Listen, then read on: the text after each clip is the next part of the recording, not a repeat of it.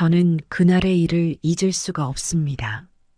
천둥이 치던 그날, 하늘은 온통 먹구름으로 뒤덮여 있었습니다. 할머니, 나 배고파. 학원 차에서 내린 민준이가 저를 보자마자 한 말입니다. 오늘은 도시락 안 먹었니? 먹었어. 근데 또 배고파. 할머니, 피자 먹고 싶어. 민준이는 제 앞치마를 잡고 흔들었습니다. 오늘은 안 돼. 엄마가 정해준 식단이 있잖아. 할머니, 제발. 오늘만. 진짜 배고파. 할머니가 해주는 반찬은 맛있는데, 엄마가 정해준 식단은 맨날 똑같아서 지겨워. 창밖에서는 천둥 소리가 점점 크게 들렸습니다. 민준아. 비가 올 것 같은데 얼른 들어가자. 할머니, 피자 먹고 싶어. 제발. 결국 저는 민준이의 손을 잡고 피자집으로 향했습니다. 아줌마. 여기 포테이토 피자 하나요. 할머니, 콜라도. 안 돼. 콜라는 안 돼. 우유로 하자. 알겠어. 우유도 좋아. 피자를 기다리는 동안 민준이는 저에게 학원 이야기를 했습니다. 오늘 영어학원에서 1등 했어. 우리 민준이 정말 잘했구나. 응. 할머니가 매일 단어 외우는 거 봐주셔서 그래. 창밖으로는 빗방울이 떨어지기 시작했습니다. 할머니, 비 와도 피자 먹고 가면 되지? 그래. 천천히 먹고 가자. 민준이는 정말 맛있게 피자를 먹었습니다. 할머니, 이거 진짜 맛있다. 엄마한텐 비밀이야. 그래. 우리끼리만의 비밀이야. 집으로 돌아오는 길, 비는 더욱 세차게 내렸습니다. 할머니, 우산 써요. 제가 들게요. 우리 손주 벌써 이렇게 컸네. 그때는 몰랐습니다. 이 작은 행복이 제 마지막 행복이 될 거라는 걸. 그날 밤 11시쯤이었을 겁니다. 엄마, 배 아파. 너무 아파. 갑자기 민준이가 배를 잡고 울기 시작했습니다. 민준아. 어디가 어떻게 아파? 배가 너무 아파요. 할머니, 그때 성수와 며느리가 방에서 뛰쳐나왔습니다. 왜 이래? 민준아, 어디가 아파? 엄마, 배가 너무 아파. 피자 먹고. 며느리의 표정이 일그러졌습니다. 뭐요? 피자라니요? 어머님, 또 제 말씀을 무시하신 거예요? 그게 어머님은 정말 말이 안 통하시네요. 제가 몇 번을 당부했습니까? 민준이가 배고프다고 해서. 배고프다고요? 도시락도 싸드렸는데 무슨 소리예요? 어머님, 이제 좀 그만하시죠? 성수가 한 발 앞으로 나섰습니다. 엄마, 도대체 왜 이러세요? 며느리 말 한마디도 못 들으세요? 성수야, 엄마가. 엄마가 뭐요? 이제 그만하시죠. 매번 이러시니까 집사람이 스트레스 받아서 병원까지 다녀요. 여보, 말해봐. 엄마가 맨날 이러시지? 며느리는 마치 준비했다는 듯 울먹이기 시작했습니다. 저번에도 몰래 과자 사주시고, 그저께는 떡볶이에. 아니, 그건 민준이가. 시끄러워요. 이제 좀 그만하시죠? 성수가 버럭 소리를 질렀습니다. 그때 민준이가 다시 울음을 터뜨렸습니다. 아파. 화장실 가야 해. 며느리가 민준이를 안고 화장실로 뛰어갔습니다.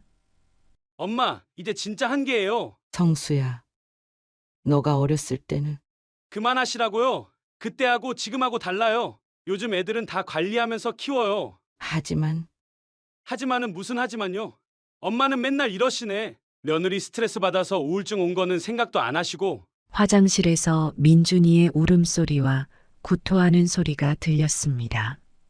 어머님, 이제 보셨죠? 제 말씀 안 들으시더니 결국 이렇게 됐잖아요. 며느리가 화장실에서 소리를 질렀습니다. 미안해. 다음부터는. 다음이요? 어머님, 그동안 그런 말씀 몇 번이나 하셨어요? 며느리가 화장실에서 나와 성수에게 매달렸습니다. 여보, 저 이제 진짜 못 살겠어요. 당신 어머님이 저를 일부러 미치게 하시는 것 같아요. 당신도 봤잖아요. 제가 얼마나 스트레스 받는지. 어머님은 제 말은 씨도 안 먹히는 것처럼 구시네요. 저는 그제서야 알아챘습니다.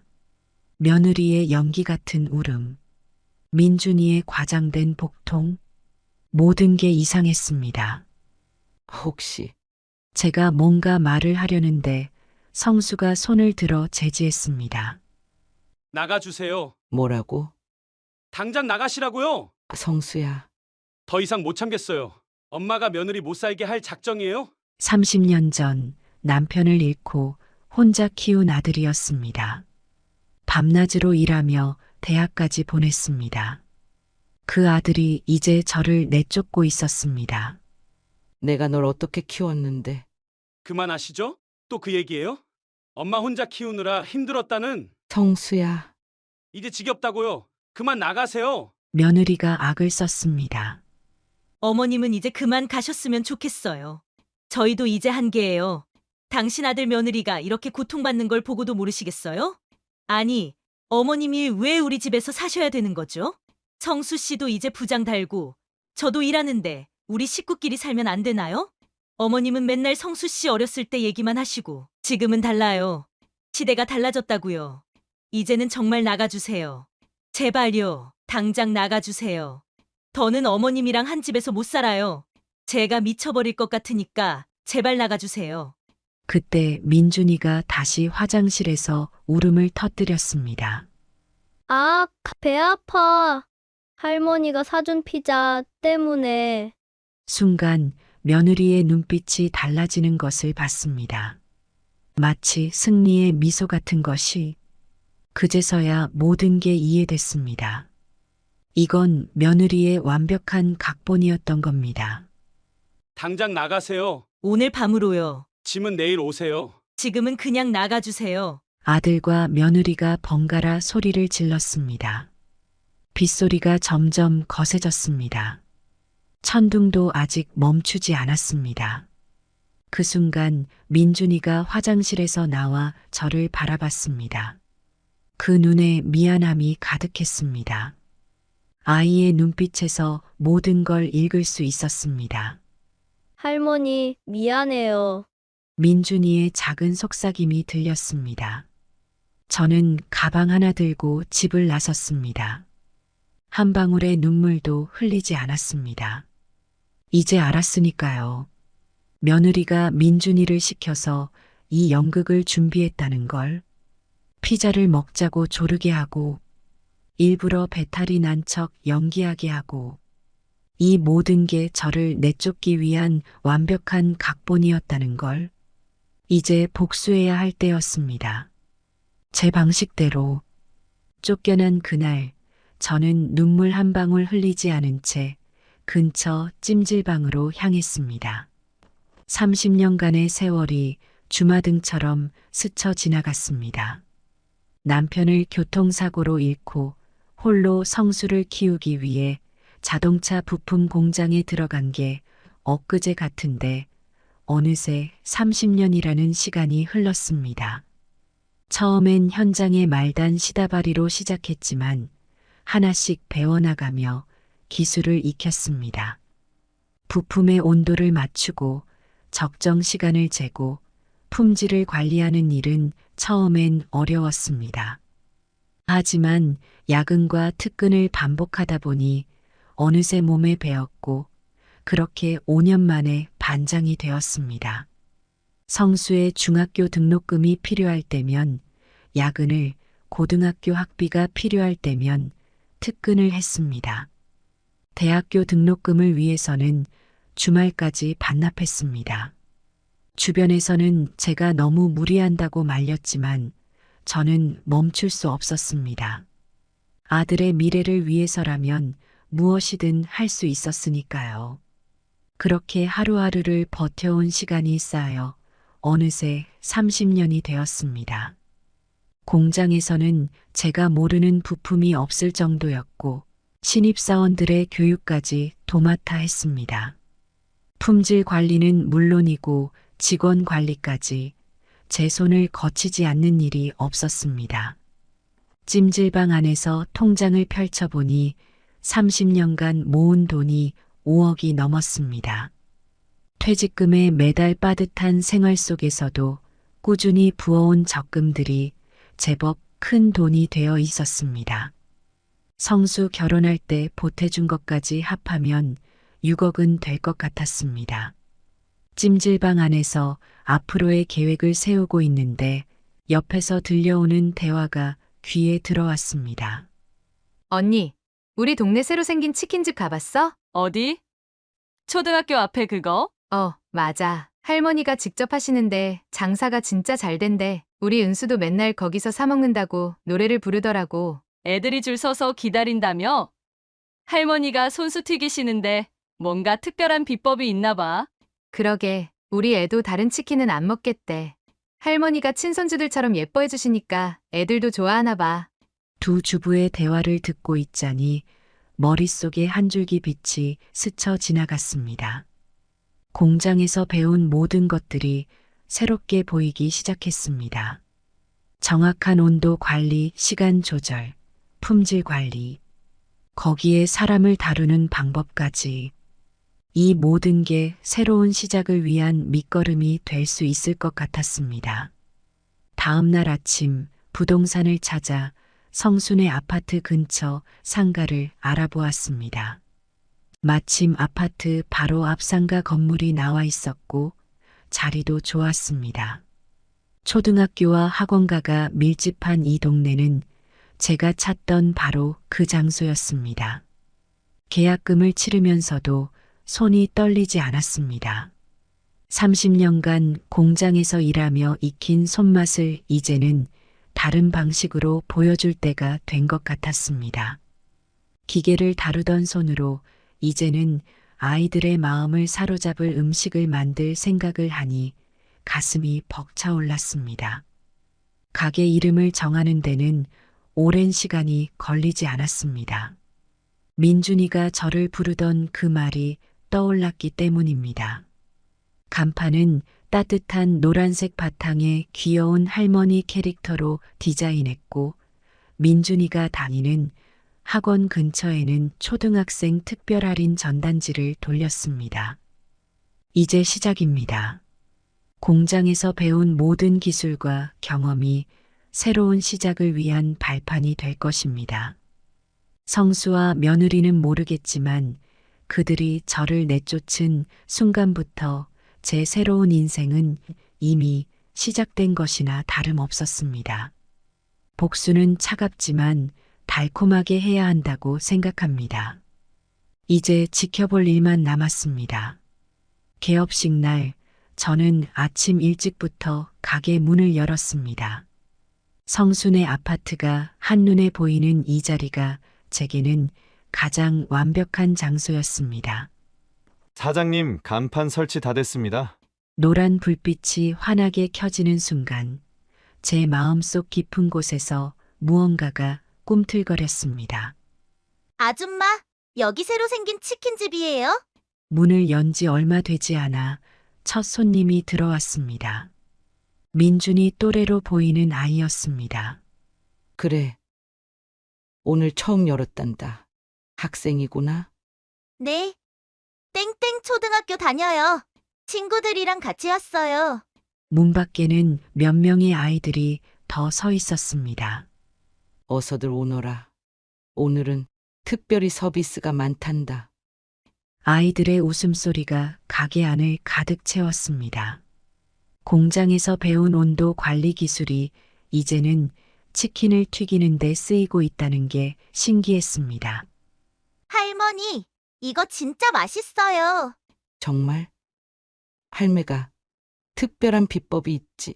주방에서 치킨을 튀기며 아이들의 반응을 살폈습니다. 특히 초등학생 메뉴는 파격적인 가격으로 책정했습니다. 민준이 또래 아이들이라면 누구나 부담 없이 올 수 있게 말입니다.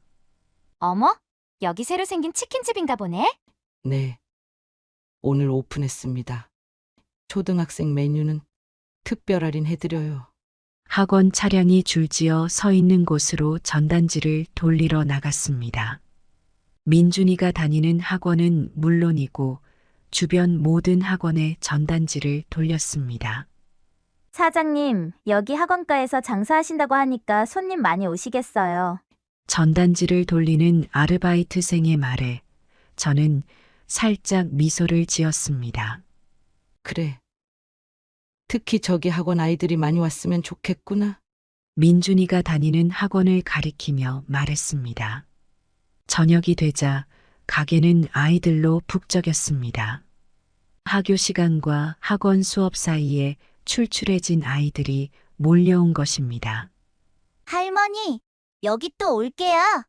할머니 치킨 진짜 맛있어요. 아이들의 환한 웃음을 보며 생각했습니다. 이제 곧 민준이의 귀에도 이 소문이 들어갈 것입니다. 친구들이 맛있다고 자랑하는 그 치킨집이 바로 자기 할머니의 가게라는 것을 알게 될 것입니다. 사장님, 이렇게 첫날부터 손님이 많은 거 처음 봤어요. 그래, 이제 시작이야. 주방에서 치킨을 튀기며 성순의 아파트를 바라봤습니다. 저 창 너머 어딘가에서 민준이도 이 냄새를 맡고 있을지 모릅니다. 밤늦게까지 손님이 끊이지 않았습니다. 아이들은 물론 학부모들도 하나둘 찾아왔습니다. 여기 치킨 맛있다고 우리 애가 노래를 부르더라고요. 사장님, 애들한테 이렇게 잘해주시니 인기가 많으시네요. 하루가 끝나고 문을 닫으며 생각했습니다. 이제 시작입니다. 제 복수는 이렇게 달콤하게 그리고 은밀하게 시작되고 있었습니다.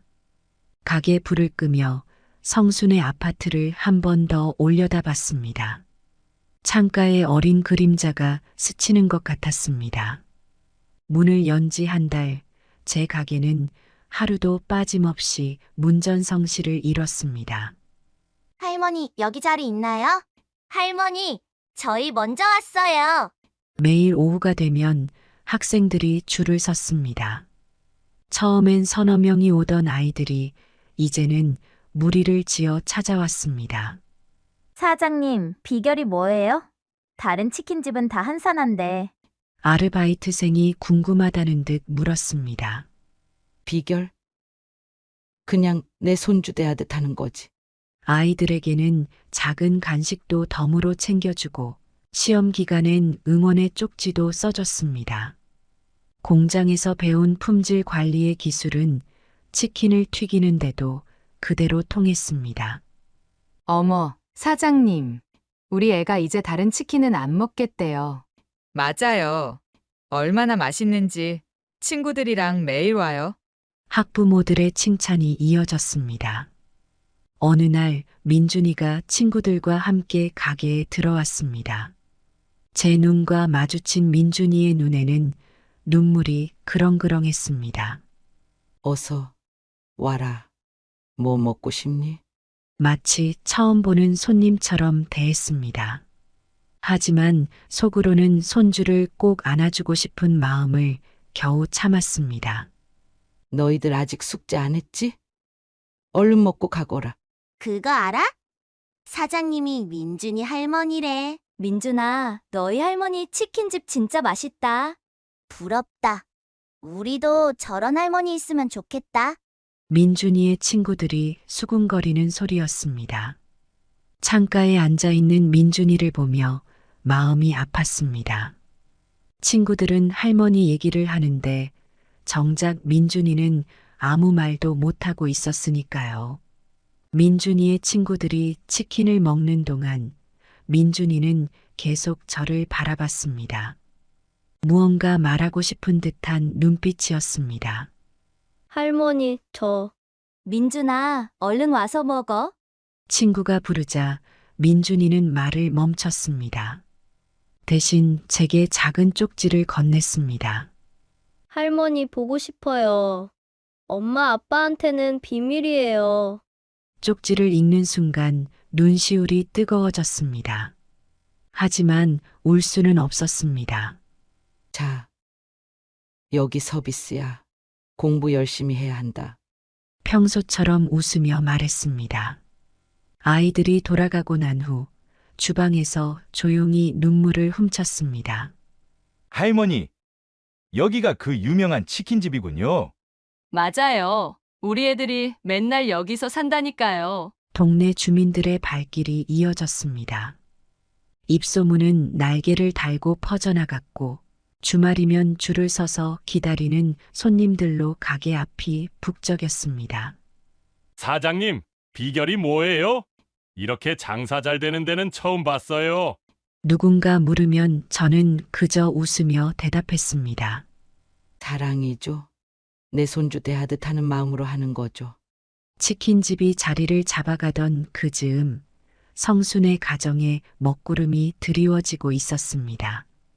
처음 눈에 띈 변화는 주차장에서였습니다.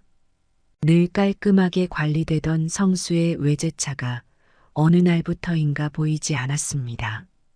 대신 캐피탈 회사의 독촉장이 우편함에 꽂히기 시작했습니다.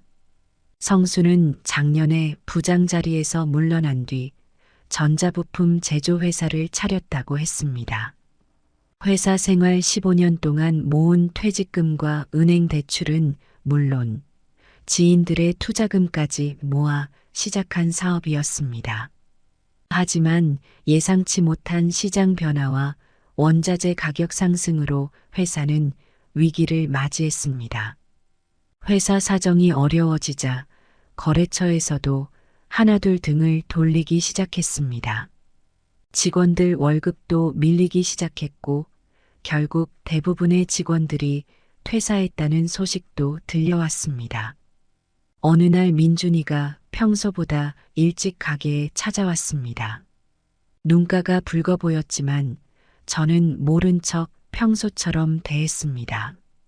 민준이는 구겨진 편지를 제 앞에 살며시 놓고 돌아갔습니다. 아빠가 회사 때문에 힘들어하고 엄마는 매일 밤 전화로 누군가와 돈 이야기를 한다는 내용이었습니다. 얼마 후 성순의 아파트에 검은 양복을 입은 사람들이 드나들기 시작했습니다. 대부업체 직원들이었습니다. 성수가 사업 확장을 위해 받았던 대출금을 갚지 못한 것입니다. 급전이 필요했던 성수는 결국 불법 사채까지 썼다는 이야기가 돌았습니다. 돈 갚아요, 돈. 이 사람이 돈도 안 갚고 말이야. 돈 안 갚으면 어떻게 되는지 두고 봐. 그러던 어느 날 저녁 며느리가 가게를 찾아왔습니다. 어머님, 죄송합니다. 여긴 어쩐 일이니? 제가 너무 잘못했어요. 그때 어머님을 그렇게 내쫓다니. 이제 와서 그런 이야기를 하러 온 거니? 성수 씨 회사가 제발 도와주세요. 며느리의 눈에는 눈물이 그렁그렁했습니다. 얼마가 필요한데? 3억이요. 그 정도만 있으면 회사를 살릴 수 있대요. 저는 잠시 말없이 며느리를 바라보았습니다. 성수는 알고 왔니? 아니요. 성수 씨는 절대로 어머님께 부탁하지 말라고 했어요. 말 같지도 않은 소리 하지 말고 돌아가. 그렇게 며느리는 돌아갔고 결국 성수는 개인회생을 신청했습니다. 저는 가게에서 이 모든 것을 지켜보았습니다. 30년 전 빚쟁이들에 시달리다 사고로 세상을 떠난 남편이 떠올랐습니다. 그때의 저처럼 성수도 이제 막막한 현실과 마주하고 있었습니다. 하지만 이번에는 달랐습니다. 그때의 저와는 달리 성수에게는 도움을 줄 수 있는 어머니가 있었습니다. 단 한 번의 전화면, 단 한마디의 사과면 어쩌면 달라질 수 있었을 상황이었습니다. 가게 유리창 너머로 성순의 아파트를 바라보며 생각했습니다. 교통사고로 남편을 잃고 혼자 키운 아들이었습니다. 공장에서 밤낮 없이 일하며 대학까지 보냈던 아들이었습니다. 그런 아들이 이제는 낯선 사람이 되어 있었습니다. 매일 아침 성수는 출근하는 척 양복을 입고 나갔습니다. 하지만 그가 더 이상 갈 회사가 없다는 것을 저는 알고 있었습니다.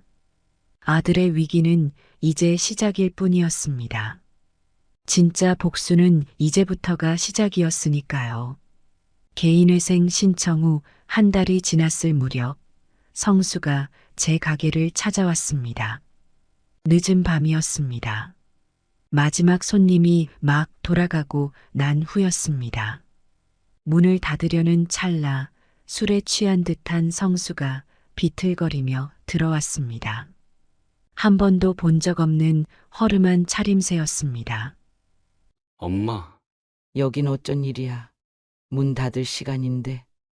엄마, 제가 잘못했어요. 그때 정말 죄송해요. 성수는 주저앉듯 테이블에 앉았습니다. 한때는 잘 나가던 아들의 초라한 뒷모습이 눈에 들어왔습니다. 이제 와서 뭐 하러 왔어? 돈이 필요해서? 회사가 너무 어려워져서. 그래서 이제 찾아온 거구나. 그날 밤엔 그렇게 매몰차게 나가라고 하더니 엄마, 제발. 집이 경매에 넘어가게 생겼어요. 얼마나 필요한데? 3억이요. 3억? 저는 천천히 앞치마를 벗었습니다. 주방 불을 끄고 성수 앞에 마주 앉았습니다. 너가 얼마나 힘들게 컸는지 기억하나? 기억해요, 엄마. 그래서 이렇게. 아니, 넌 기억 못해. 그저 지금. 너는 돈이 필요해서 온 거잖아. 성수의 눈에서 눈물이 흘렀습니다. 한때는 그 눈물에 제 마음이 흔들렸을지도 모릅니다. 하지만 이제는 달랐습니다. 그날 밤 비가 많이 왔었지. 천둥도 쳤고. 엄마, 너 지금 뭐 하러 왔어? 돈 때문에? 그래. 그렇게 잘 나가던 부장님이 이제 와서 엄마한테 돈 빌리러 왔나?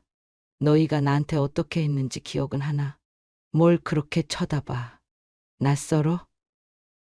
그날 밤처럼 매몰차게 나가라고 소리 못 지르겠어?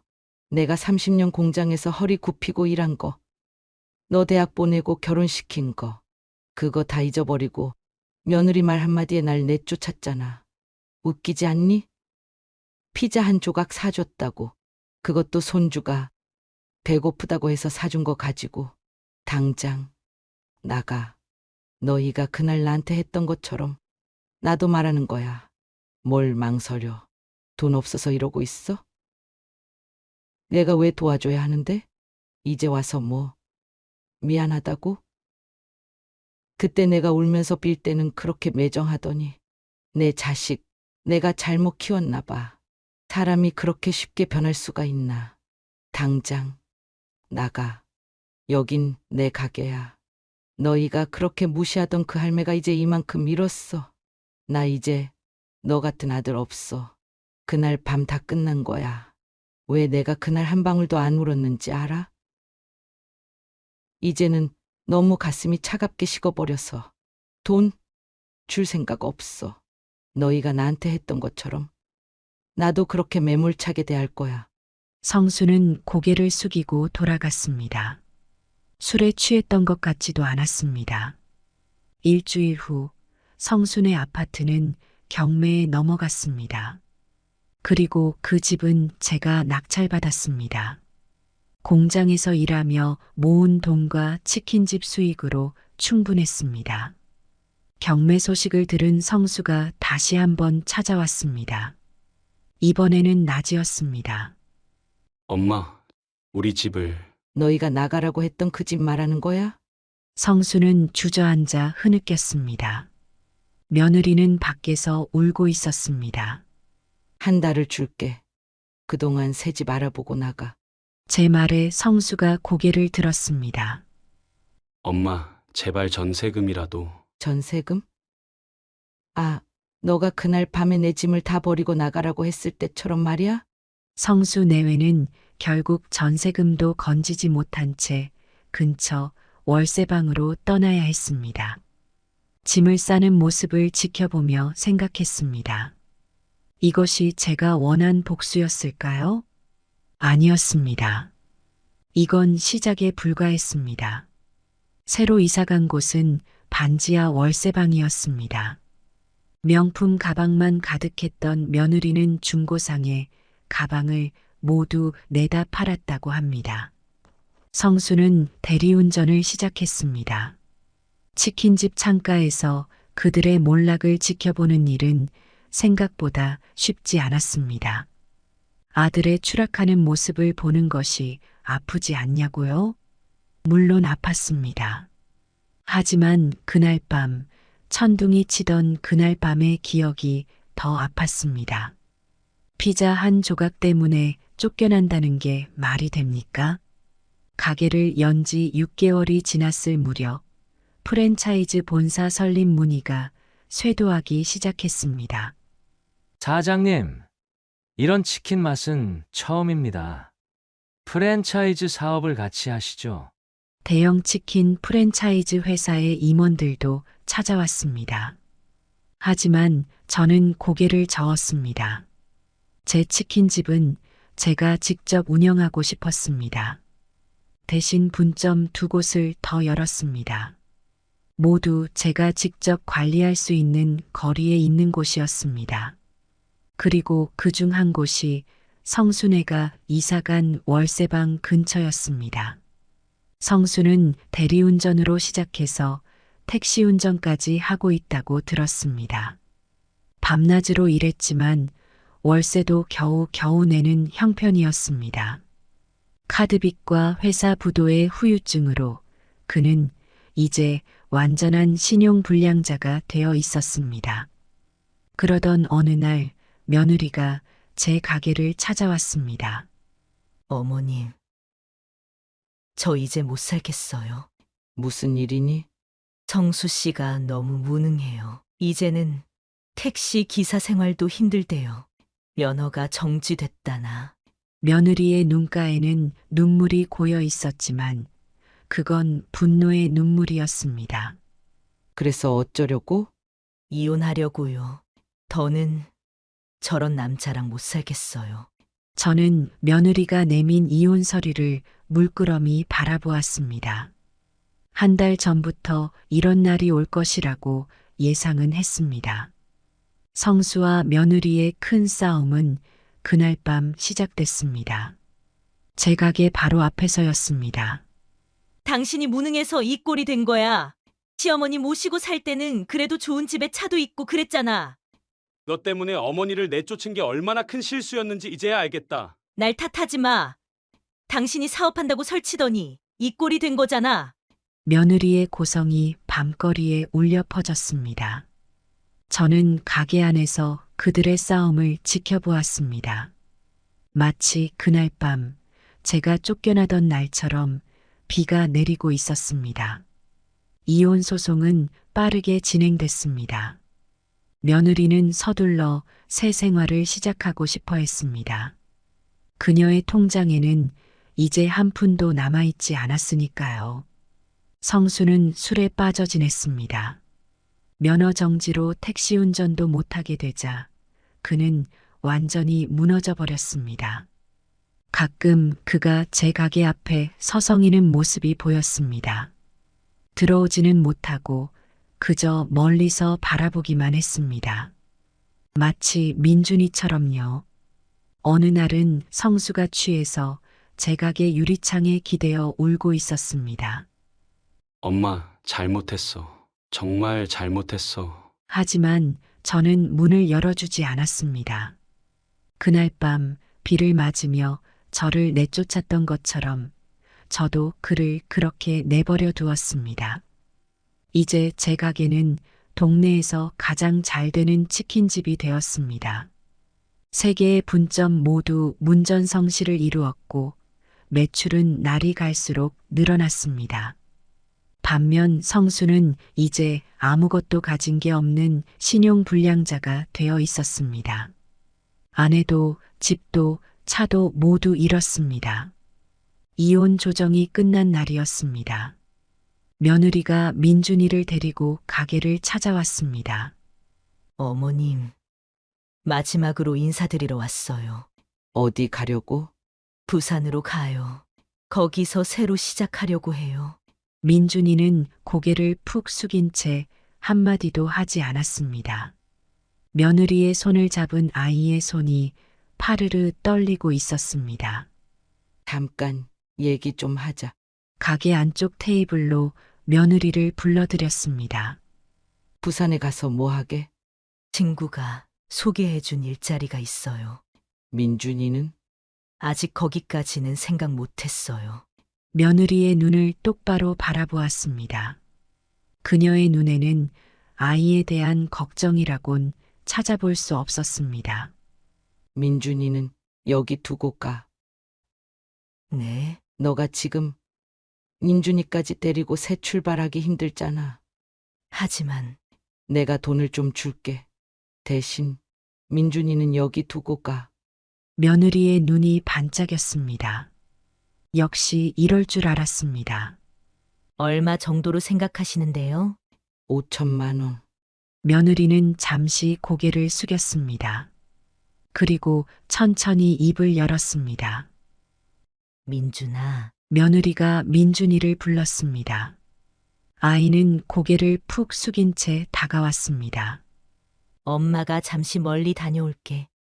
엄마, 할머니랑 있으면 좋잖아. 너가 그렇게 보고 싶어 하던 할머니잖아. 민준이의 눈에서 눈물이 흘렀습니다.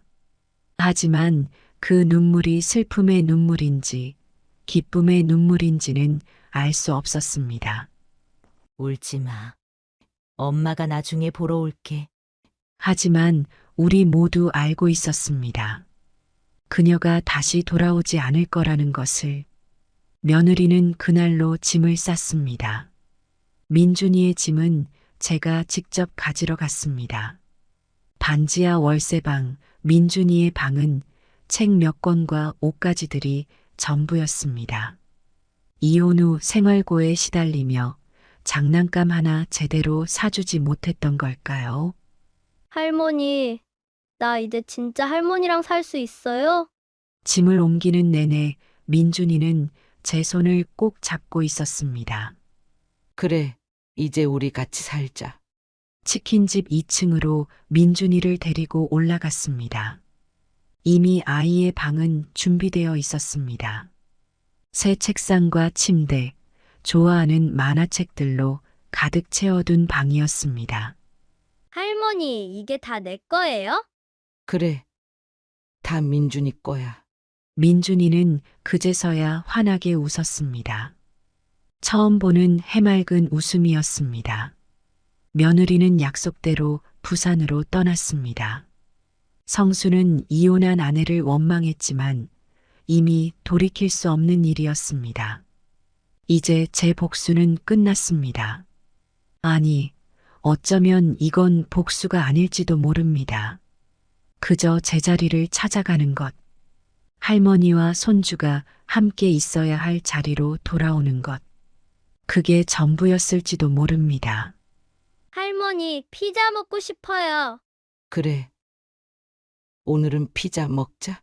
이제는 더 이상 몰래 먹을 필요가 없었습니다. 민준이의 해맑은 웃음이 가게 안을 가득 채웠습니다. 밖에서는 여전히 비가 내리고 있었습니다. 하지만 이제 그 비가 그리 차갑게 느껴지지는 않았습니다. 2년이라는 시간이 흘렀습니다.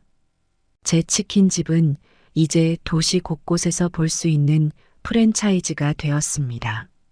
직접 운영하는 매장만 5곳, 가맹점까지 합하면 20곳이 넘었습니다. 사장님, 비결이 뭐예요? 이렇게 빨리 성공하시다니. 사람들은 묻습니다.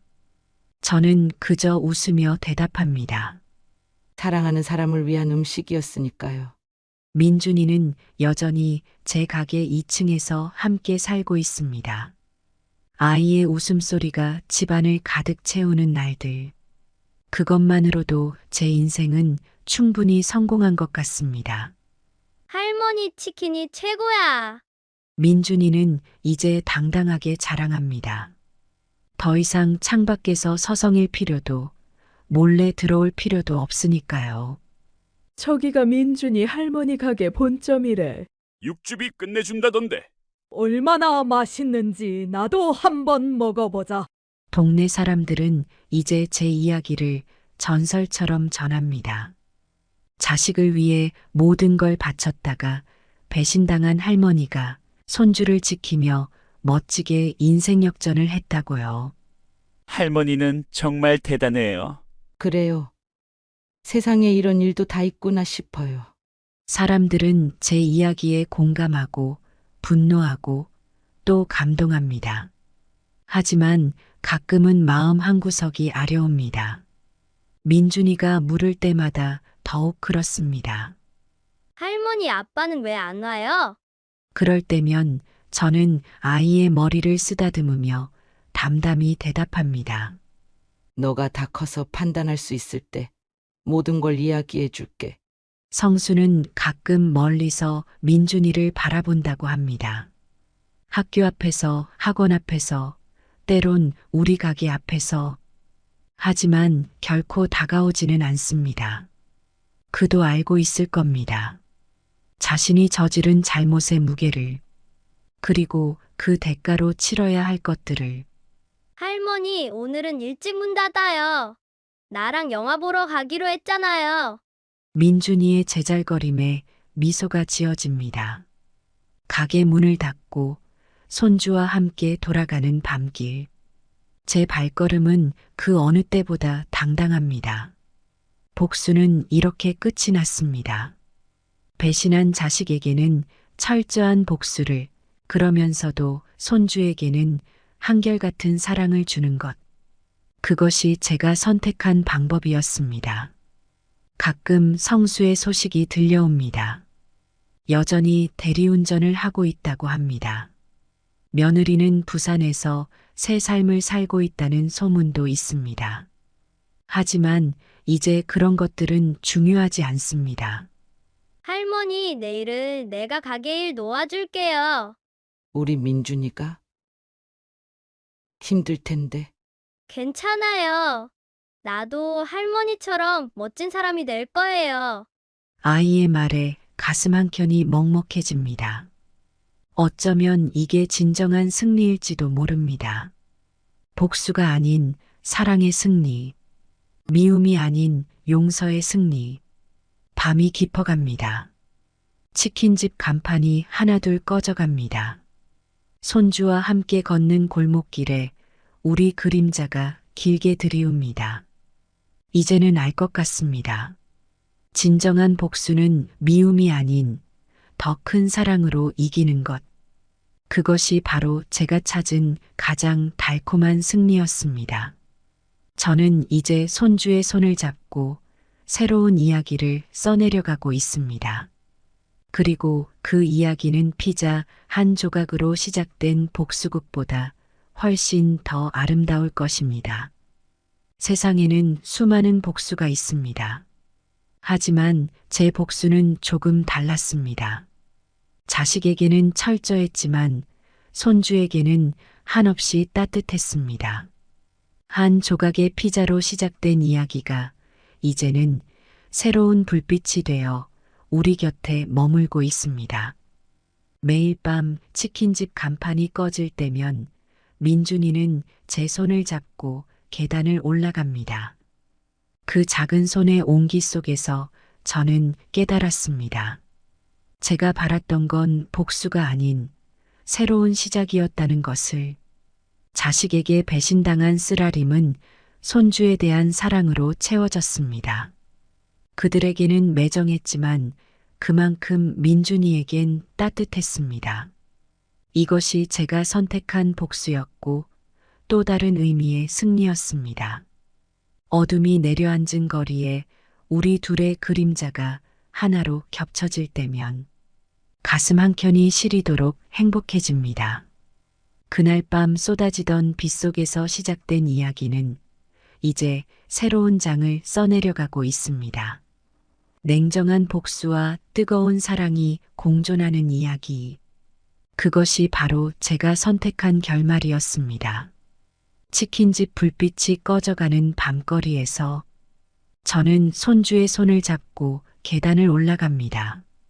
한없이 차갑게, 또 한없이 따뜻하게. 그렇게 우리의 이야기는 계속됩니다. 여러분, 안녕하세요. 제 이름은 박순아입니다. 올해로 72세가 되었어요. 오늘 제가 여러분께 들려드릴 이야기는 60년 지기 친구와의 우정, 그리고 그로 인해 제 노후가 어떻게 흔들렸는지에 관한 것입니다. 때론 오래된 인연이 축복이 되기도 하지만 때론 예상치 못한 시련이 되기도 한다는 걸 제 경험을 통해 말씀드리고 싶어요. 작년 봄, 제 오랜 친구 김미란이 60년 만에 고향으로 돌아왔어요. 그 소식을 처음 들었을 때 제 가슴은 마치 소녀 시절로 돌아간 것처럼 두근거렸답니다. 미란이와 저는 국민학교 때부터 절친한 사이였죠. 하지만 미란이가 20살 때 미국으로 떠난 후로는 연락이 뜸해졌어요. 그래도 우리는 서로의 생일만큼은 잊지 않고 축하 메시지를 보냈답니다. 60년이라는 긴 세월 동안 그렇게 희미한 연결고리를 유지해 왔어요. 미란이가 돌아왔다는 소식을 듣고 얼마나 기뻤는지 몰라요. 그날 우리는 동네 찻집에서 만났어요. 약속 시간보다 30분이나 일찍 도착해서 초조하게 기다렸죠. 그러다 문득 찻집 유리창에 비친 제 모습을 보고 깜짝 놀랐어요. 주름진 얼굴과 흰 머리를 한 할머니가 저를 빤히 쳐다보고 있더라고요. 순간 미란이가 나를 알아볼 수 있을까 하는 걱정이 들었죠. 하지만 그건 기우였어요. 미란이는 찻집에 들어서자마자 저를 알아보고는 환하게 웃으며 달려왔어요. 준아야. 하고 부르는 목소리는 60년 전 그대로였어요. 우리는 얼싸안고 한참을 울었답니다. 눈물 속에서 서로의 주름진 얼굴을 매만지며 세월의 흐름을 실감했죠. 그날 우리는 밤이 깊어가는 줄도 모르고 이야기를 나눴어요. 미란이는 미국에서의 생활을 자세히 들려주었죠. 의사가 되어 큰 병원에서 일했다는 이야기, 남편과 사별하고 혼자 지냈다는 이야기, 그리고 이제는 모든 것을 정리하고 고향으로 돌아왔다는 얘기를 들었어요. 미란이의 눈빛은 여전히 소녀 같았지만 그 속에 깃든 깊이는 그녀가 겪어온 인생의 무게를 보여주는 것 같았어요. 그날 밤 집으로 돌아오는 길에 제 마음은 이상하게 들뜨고 설렜어요. 마치 오래된 보물상자를 발견한 것 같은 기분이었달까요? 하지만 그때는 미처 알지 못했어요. 그 보물상자 속에 제 노후를 위협할 무언가가 숨어 있다는 것을요. 여러분, 인생은 참 예측할 수 없는 것 같아요. 우리는 늘 좋은 일만 생각하며 살아가지만 때론 예상치 못한 시련이 찾아오기도 해요. 그리고 그 시련은 종종 우리가 가장 믿고 의지하는 사람을 통해 오기도 한답니다. 제 이야기를 들으시면서 여러분도 자신의 인생을 한번 돌아보시면 어떨까요? 소중한 인연이라고 생각했던 것들, 그리고 그것들이 여러분의 삶에 어떤 영향을 미쳤는지 말이에요. 여러분, 우리의 우정은 1962년 국민학교 1학년 때 시작됐어요. 그때 일을 생각하면 지금도 미소가 지어져요. 아마 여러분도 학창 시절의 추억을 떠올리면 그러실 거예요. 그해 봄 미란이가 우리 반으로 전학을 왔어요. 전학생이 오는 날은 언제나 교실이 술렁이기 마련이죠. 하지만 미란이가 교실에 들어섰을 때 우리 반 아이들은 모두 숨을 죽였어요. 그 당시 우리 마을에선 보기 드문 모습이었거든요. 긴 생머리에 하얀 레이스 칼라가 달린 원피스를 입고 있었어요.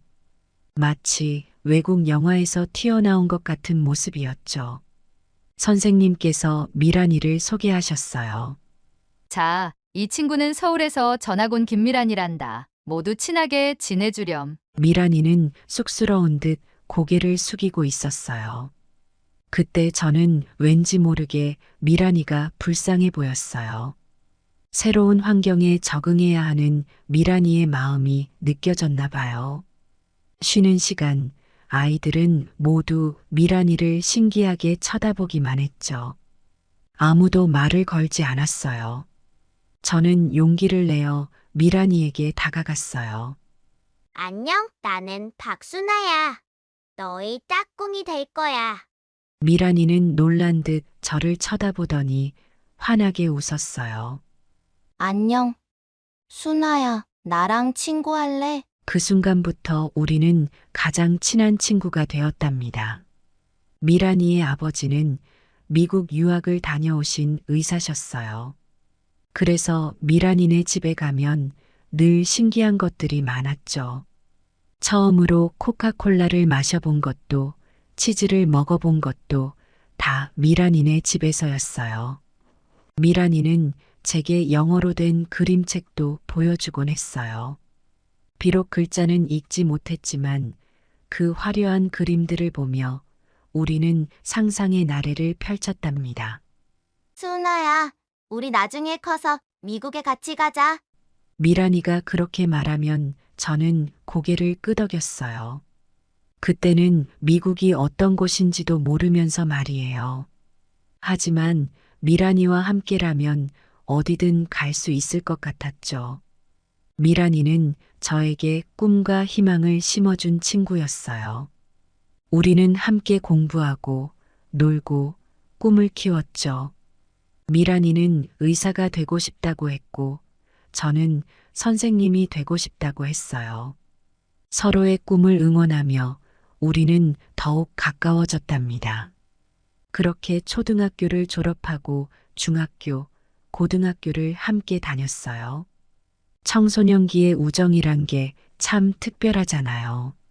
서로의 첫사랑 이야기도 나누고 가족 고민도 털어놓고 때로는 다투기도 하면서 우리는 성장했어요.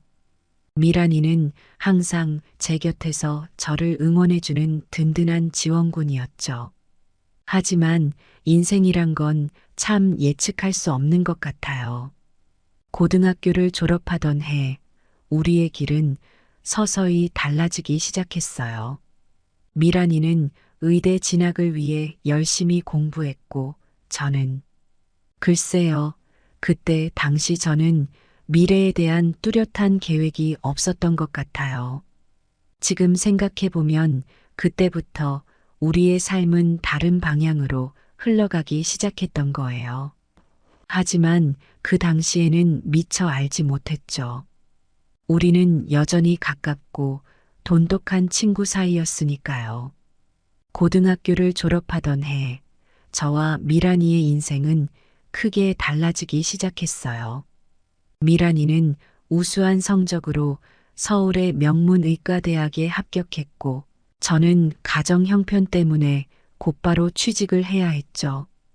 부모님께서 연로하셔서 제가 집안 살림을 책임져야 했거든요. 그때 느꼈던 복잡한 감정을 아직도 잊을 수가 없어요. 미란이가 합격 소식을 전해왔을 때 저는 진심으로 기뻤어요. 야, 순아야. 나 의대 붙었어. 전화기 너머로 들려오는 미란이의 목소리는 들뜬 기쁨으로 가득 차 있었죠. 하지만 동시에 제 마음 한구석이 쓰라렸어요. 왜 나는 저렇게 기뻐할 수 없을까 하는 생각이 들었거든요. 그해 여름 미란이는 미국 유학을 떠나게 됐어요. 미란이 아버지의 지인이 미국에서 의대 편입학 기회를 마련해 주셨다고 해요. 공항에 배웅을 갔을 때 우리는 서로 부둥켜 안고 한참을 울었어요. 순아야, 꼭 다시 만나자. 내가 보고 싶을 거야. 미란이가 눈물 섞인 목소리로 말했어요. 저는 고개를 끄덕이며 대답했죠. 그래, 미란아. 넌 꼭 훌륭한 의사가 될 거야. 나중에 내가 아프면 너한테 진료받으러 갈게. 우리는 서로를 꼭 아는 채 작별 인사를 나눴어요. 그렇게 미란이는 떠났고 저는 고향에 남았어요. 처음에는 매일 편지를 주고받았죠. 미란이는 미국 생활의 새로운 경험들을 자세히 적어 보냈고 저는 고향의 소소한 일상을 전했어요. 하지만 시간이 지날수록 편지는 뜸해졌어요. 서로 바쁜 일상에 쫓기다 보니 어느새 한 달에 한 번, 그러다 몇 달에 한 번 연락하는 사이가 되어버렸죠. 그 무렵 저는 동네 양장점에 취직했어요. 재봉틀 돌리는 법을 배우고 옷 수선하는 일을 했죠. 일은 고되었지만 제 손으로 번 돈으로 부모님께 생활비를 드릴 수 있다는 게 뿌듯했어요. 그러면서도 가끔은 미란이는 지금 뭘 하고 있을까 하는 생각이 들곤 했죠. 그러던 어느 날 우연히 만난 고등학교 동창에게 미란이 소식을 들었어요. 미란이가 미국에서 의대 공부를 무사히 마치고 인턴 생활을 시작했다더군요. 그 소식을 들으니 기쁘면서도 한편으로는 마음이 복잡해졌어요. 저는 여전히 같은 자리에 머물러 있는데 미란이는 꿈을 향해 한 걸음 한 걸음 나아가고 있다는 생각이 들었거든요. 그 즈음 저는 지금의 남편을 만났어요. 동네 철물점에서 일하는 성실한 청년이었죠. 우리는 서로의 부족한 점을 채워주며 가까워졌고 어느새 결혼을 하게 됐어요. 결혼식 날 미란이에게 청첩장을 보내려 했지만 미국에 있으니 포기했죠. 그제야 우리가 얼마나 멀어졌는지 실감할 수 있었죠. 결혼 후 1년 뒤 저는 딸 지영이를 낳았어요. 품에 안긴 작고 여린 생명을 보며 끝없는 사랑과 책임감을 느꼈어요. 이 아이를 위해 열심히 살아야지라고 다짐했죠. 그때부터 제 인생은 온전히 가족을 위한 것이 되었어요. 삶이 고단했지만 가끔 미란이에게서 오는 편지가 큰 위안이 되었어요. 미란이는 미국에서 의사 생활을 시작했다고 해요.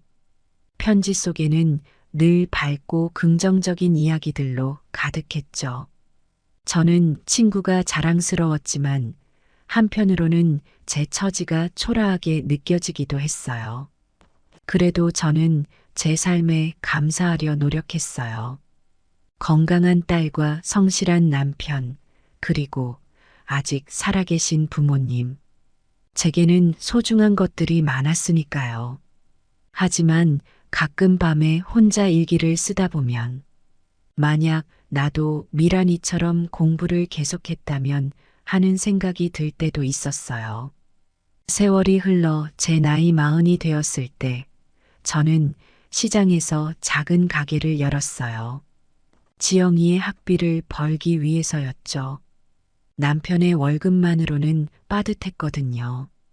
처음에는 채소와 과일을 팔았는데 점차 반찬거리까지 취급하게 되었어요.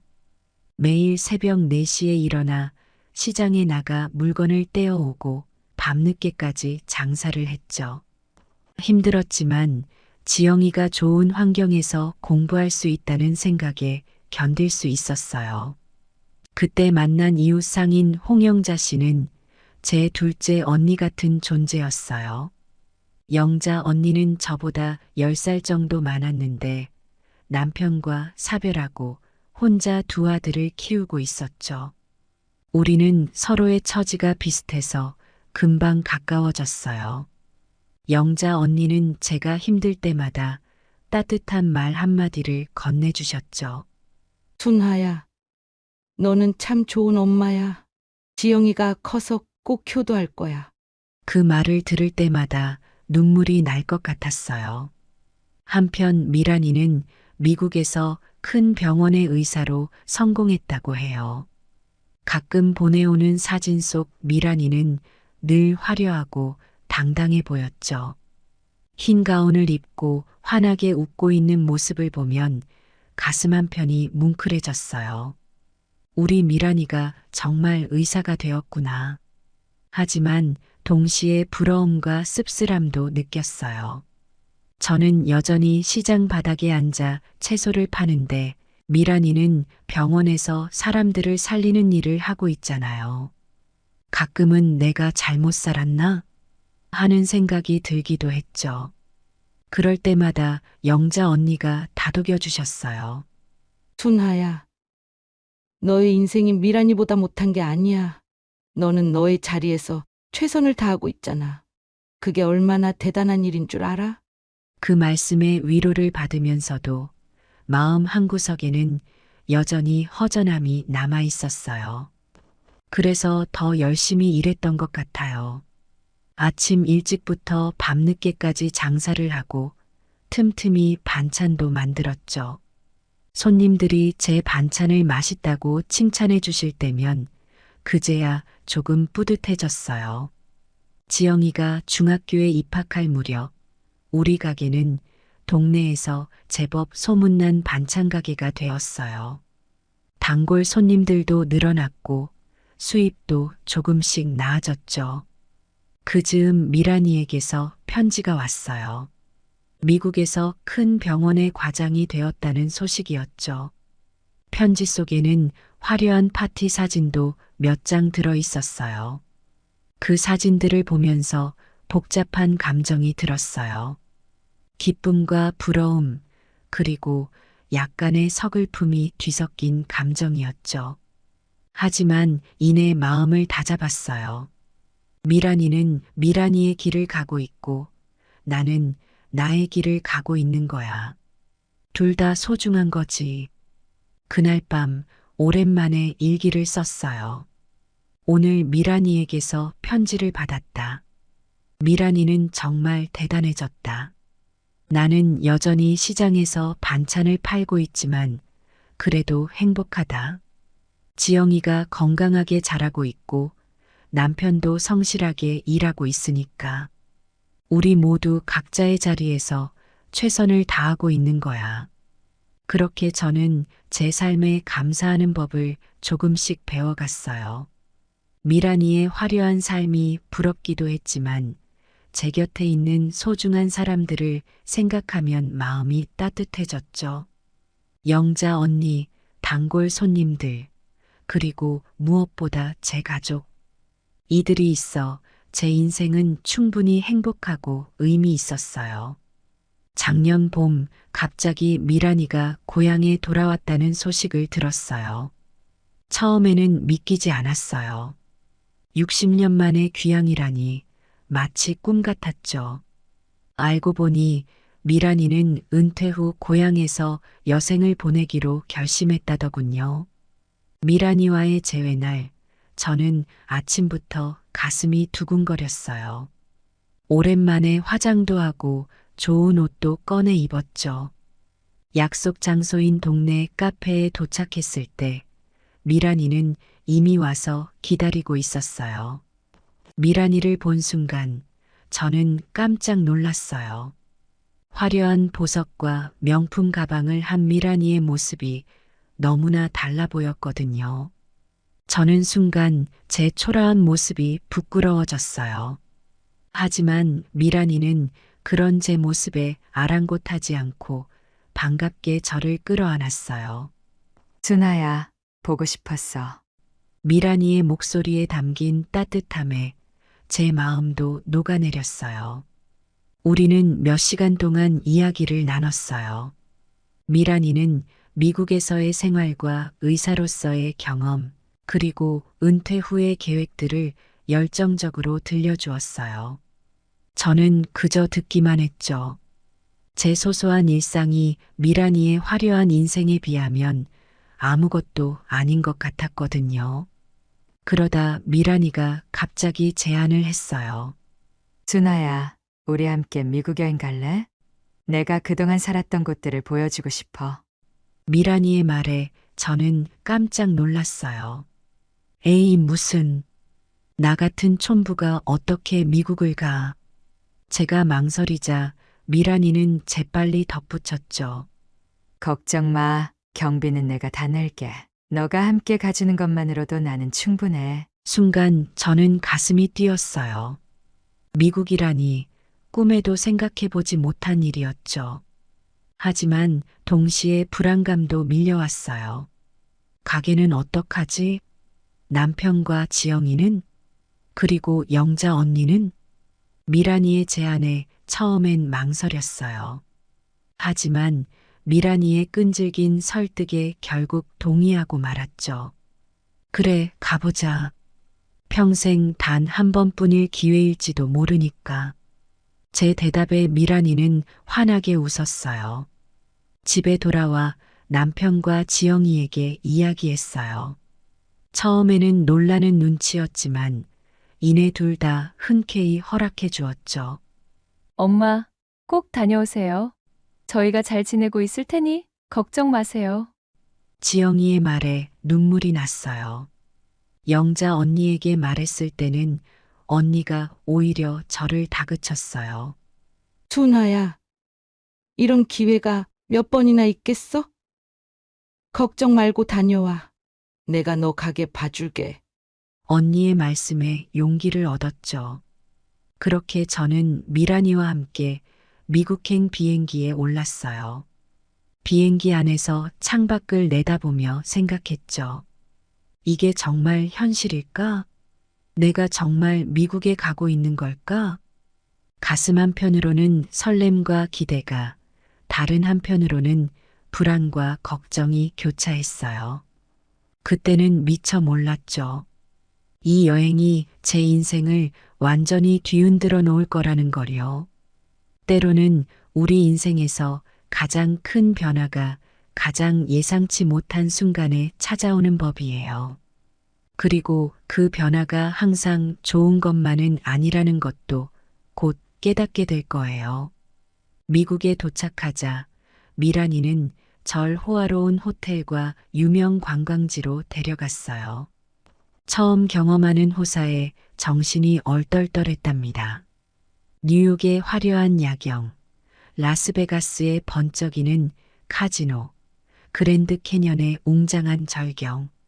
매일매일이 꿈 같았어요. 순아야, 어때? 재미있지? 미란이는 늘 제 반응을 살폈어요. 저는 그저 감탄사만 연발했죠. 미란아, 정말 대단해. 너가 이런 세상에서 살았다니. 하지만 시간이 지날수록 뭔가 이상한 점을 느꼈어요. 미란이가 절 만날 때마다 화려한 파티에 데려가고 그곳에서 여러 사람들에게 절 소개하는 거예요. 이분은 내 고향 친구예요. 한국에서 오신 박순아 씨죠? 그럴 때마다 사람들은 저를 신기한 듯이 쳐다봤어요. 마치 동물원의 동물을 보는 것 같은 눈빛이었죠. 처음에는 그저 미란이가 절 자랑스러워하는 거라고 생각했어요. 하지만 점점 불편한 마음이 들기 시작했죠. 왜 미란이는 절 이렇게 여기저기 데리고 다니는 걸까? 왜 항상 제가 한국에서 왔다는 걸 강조하는 걸까? 어느 날 밤 호텔 방에서 혼자 있을 때였어요. 갑자기 고향이 그리워졌어요. 시장 바닥에 앉아 채소를 파는 제 모습, 반찬을 만들며 땀 흘리던 순간들, 지영이와 남편과 함께 밥 먹던 소소한 일상. 그 모든 것들이 너무나 그리웠어요. 내가 지금 뭐 하고 있는 거지? 문득 그런 생각이 들었어요. 이 호화로운 생활이 정말 제가 원하는 건가? 미란이의 그림자에 가려 제 모습을 잃어가는 건 아닐까? 그때 옆방에서 미란이의 목소리가 들렸어요. 전화 통화를 하는 소리 같았죠. 처음에는 대수롭지 않게 여겼는데 문득 제 이름이 들려 귀를 기울이게 됐어요. 그래, 한국에 가난한 친구를 데려와. 우리 사업에 끌어들이는 중이야. 이 친구가 우리에게 큰 도움이 될 거야. 순간 머리가 하얘졌어요. 방금 들은 게 뭐지? 미란이가 절 이용하려고 한다고? 믿기지 않았어요. 60년 지기 친구가, 그것도 제가 그토록 동경하던 미란이가 절 이용하려 한다니. 온몸이 떨렸어요. 배신감, 분노, 수치심이 한꺼번에 밀려왔죠. 그 순간 제 머릿속에 지영이의 얼굴이 떠올랐어요. 엄마, 어서 돌아오세요. 마치 지영이가 절 부르는 것 같았어요. 그날 밤 한숨도 못 잤어요. 어떻게 해야 할지 몰랐거든요. 미란이에게 물어볼까? 아니면 그냥 모른 척하고 여행을 마저 할까? 아니면 당장 한국으로 돌아갈까? 결국 아침이 밝았고 저는 결심했어요. 더 이상 이 거짓된 세계에 있을 수 없다고요. 제 자리로, 제 일상으로 돌아가야 한다고요. 미란아, 나 오늘 한국으로 돌아갈래. 아침 식사 자리에서 제가 말했어요. 미란이는 놀란 눈으로 절 쳐다봤죠. 왜? 무슨 일 있어? 그냥 가족이 보고 싶어. 저는 더 이상 설명하지 않았어요. 미란이의 표정에서 죄책감 같은 게 스쳐 지나가는 걸 본 것 같았지만 확신할 순 없었어요. 그날로 짐을 싸서 한국으로 돌아왔어요. 비행기 안에서 눈물이 멈추지 않았어요. 60년 우정의 종말, 그리고 제 어리석음에 대한 후회. 하지만 동시에 이상하게 마음이 가벼워지는 걸 느꼈어요.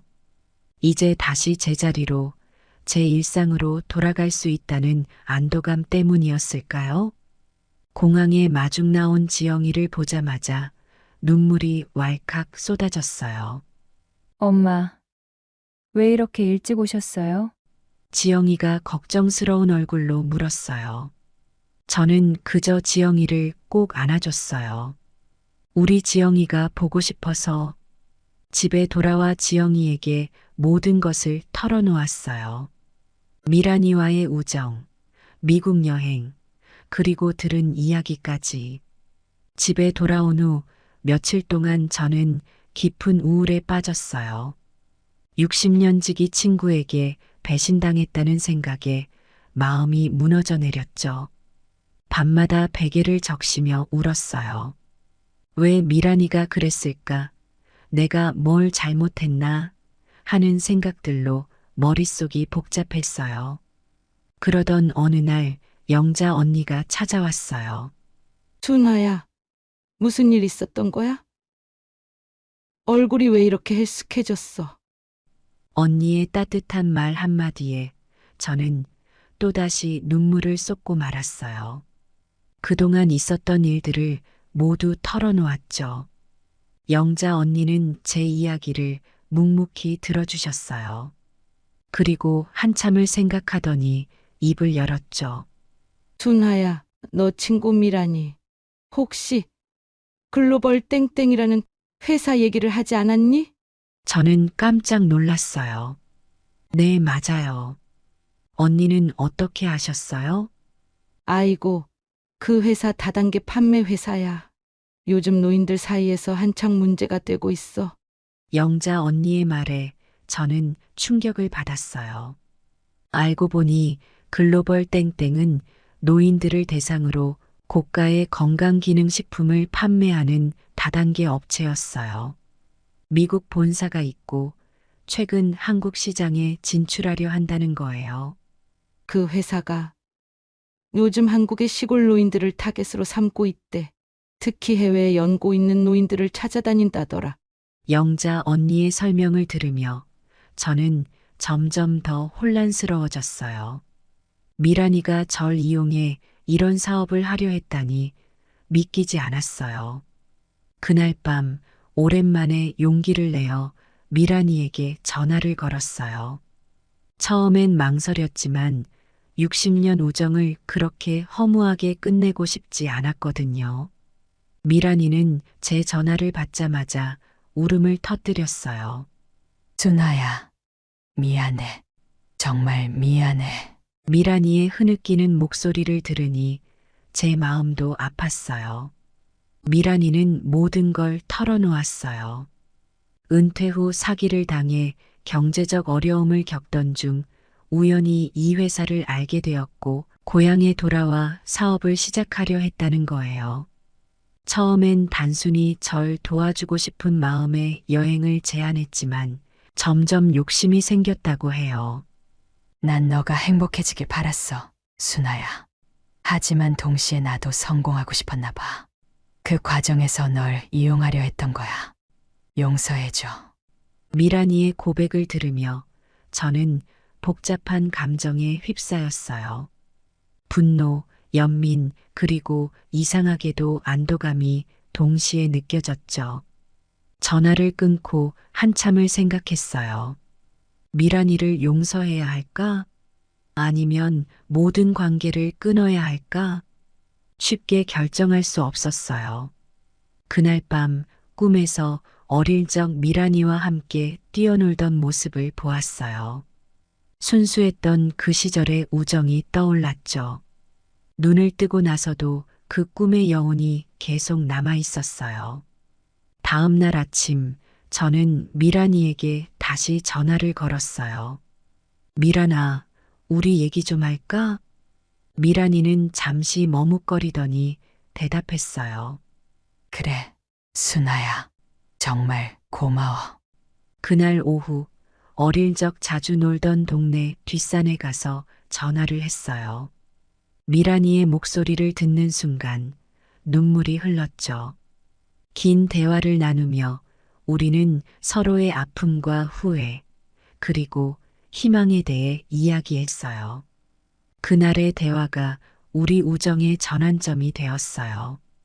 완벽한 용서는 아니었지만 새로운 시작을 위한 첫걸음을 내딛었죠. 인생은 때론 우리를 예상치 못한 곳으로 인도하지만 결국 중요한 건 우리가 어떻게 그 상황을 받아들이고 대처하느냐는 걸 깨달았어요. 미란이와의 대화 이후 저는 많은 것들을 돌아보게 되었어요. 제 삶, 우정, 그리고 진정한 행복이 무엇인지에 대해 깊이 생각하게 됐죠. 그동안 미란이의 화려한 삶을 부러워하며 제 삶을 초라하게 여겼던 제 모습이 부끄러워졌어요.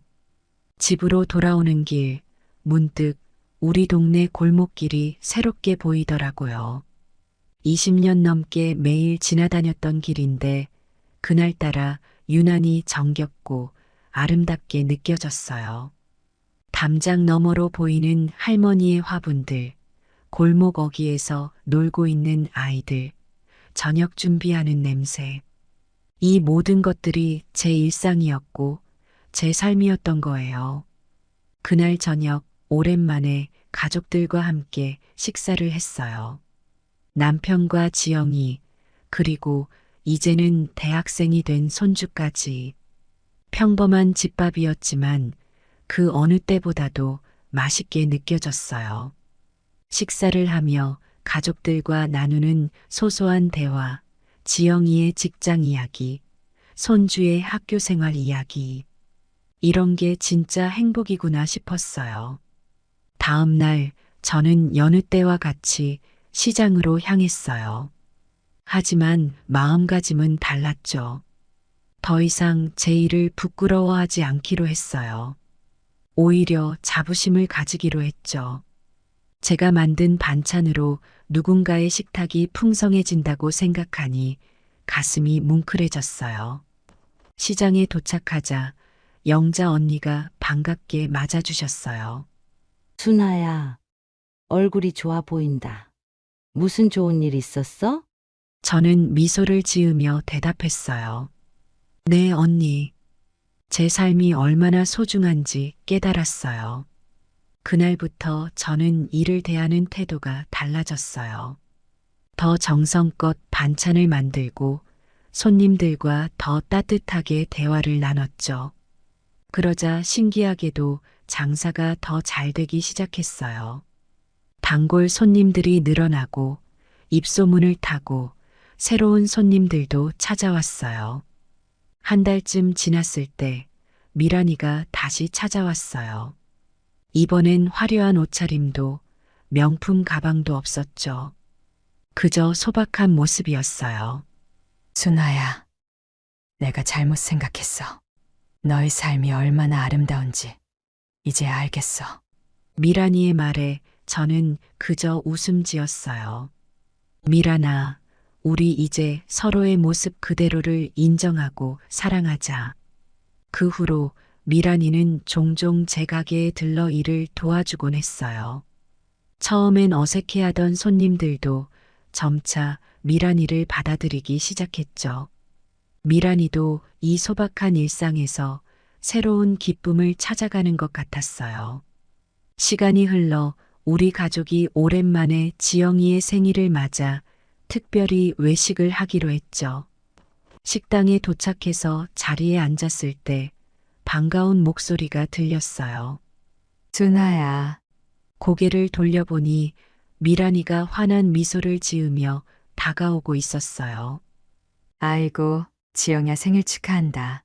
우리 얼마만이야? 정말 시간 빠르구나. 이모, 오랜만이에요. 잘 지내셨어요? 식사를 하면서 우리는 옛 추억들을 나누었어요. 남편이 건배를 제안했어요.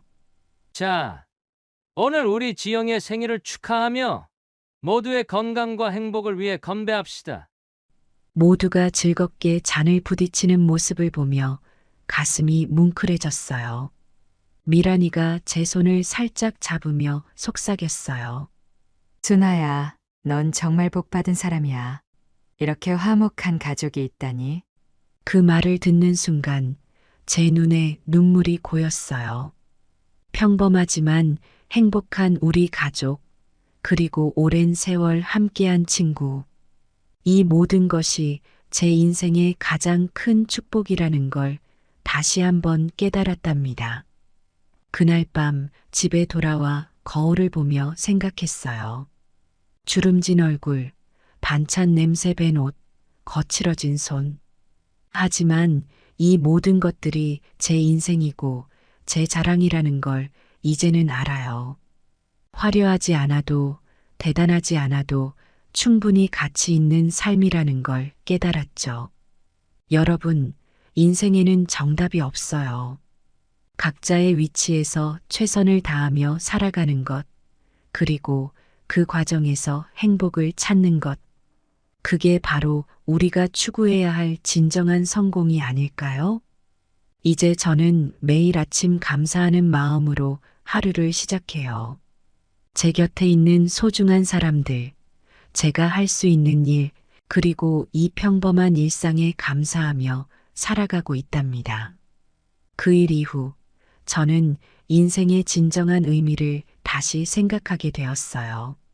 화려한 겉모습보다는 함께 나누는 따뜻한 정이 더 중요하다는 걸 깨달았죠. 미란이와의 우정도 새로운 단계로 접어들었어요. 우리는 서로의 다름을 인정하고 각자의 방식으로 살아가는 것을 존중하기로 했답니다. 어느 날 복지관에서 자원봉사자를 모집한다는 공고를 보게 되었어요. 처음에는 망설였지만 용기를 내어 지원했죠. 제 나이에 무슨 봉사냐 싶었지만 한편으로는 제 경험이 누군가에게 도움이 될 수 있지 않을까 하는 생각이 들었거든요.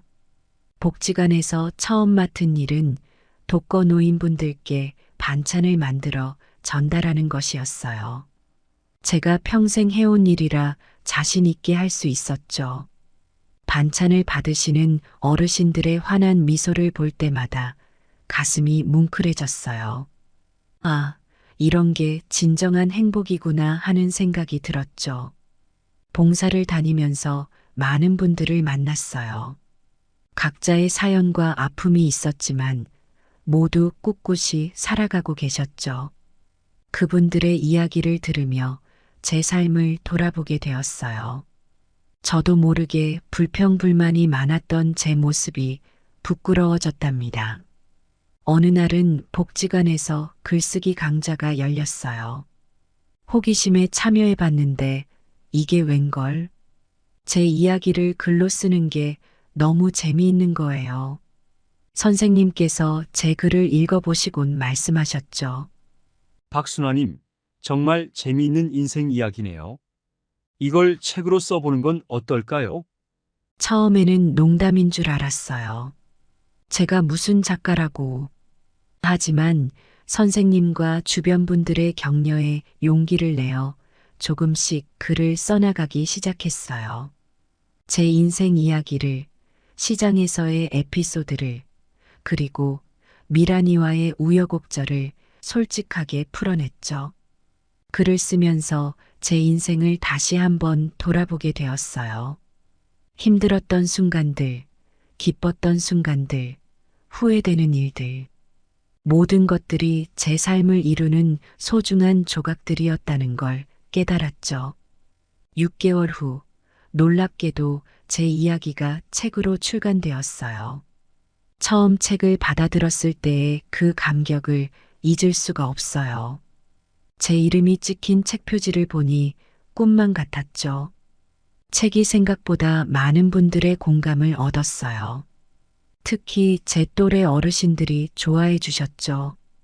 순아 씨 이야기를 읽으니 우리 인생도 참 귀하구나 싶어요.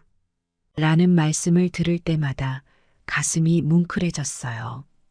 이제는 종종 강연을 다니기도 해요. 제 경험담을 들려드리며 많은 분들과 소통하고 있죠.